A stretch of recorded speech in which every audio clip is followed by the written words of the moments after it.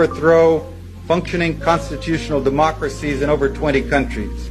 We manipulated elections in dozens of countries. We created standing armies and directed them to fight. We went after to organize ethnic minorities to encourage them to revolt. The first thing we did in Nicaragua was to go to the Mosquito Indians, who had never gotten along with the other people in Nicaragua very well, and give them more money than they had seen in the entirety of history, and arms and training and rationales and sanctuaries in Honduras, and sent them into Nicaragua to attack, kill, fight, rape, burn, pillage.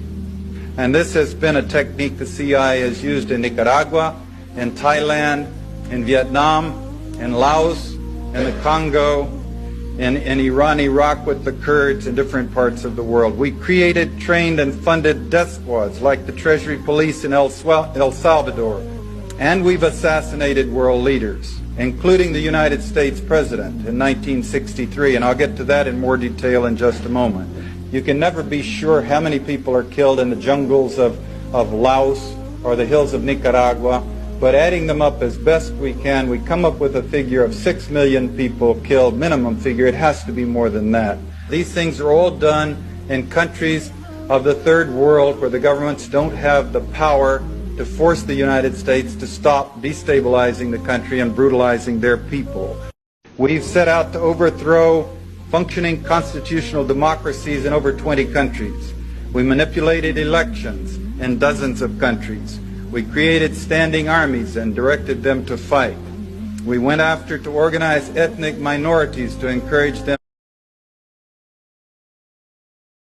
In order for the Western world to control the riches of Africa and Third World, they use all manner of political manipulations, military manipulations, invasions, and all that. Even removing sitting government officials to lay control politically of these nations. I don't want to use the word wicked, but if you look at it, the Western world has been very wicked. They have used power beyond the needed, limits against weak nations. It is wickedness. That guy that is revealing that,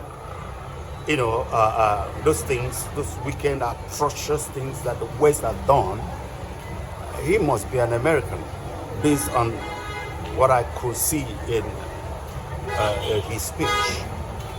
It is so bad what the West, America, particularly Britain and France, including Germany, have done to this Western world. And Africa is suffering in their hands today.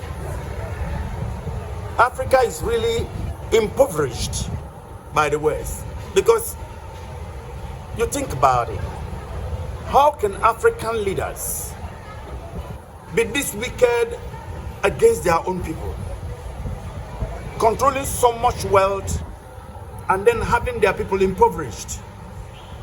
You see that a power that is above these leaders is upon them, controlling them, forcing them to do even against their own wish, against their own people.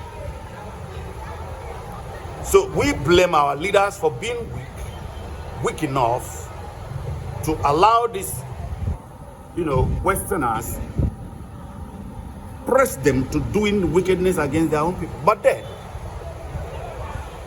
African leaders should be man enough. Look at what is happening in this Burkina Faso and the rest of them, where military has taken over. Those are young men who are behaving like men. And they are saying to France particularly, enough is enough. You are taking so much. Imagine over 100 years now, Britain has been taking our oil. The Biafran oil.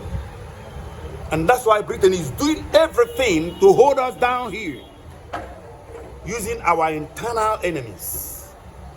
They created this country the way it is and amalgamated us together against our own will in 1914.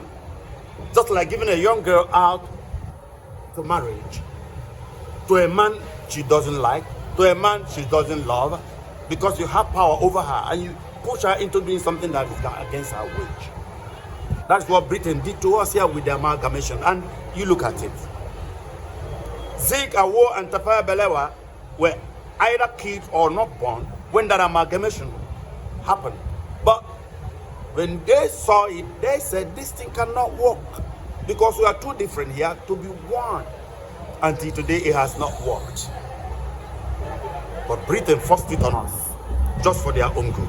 And over 100 years, they've been taking our oil, impoverishing us here.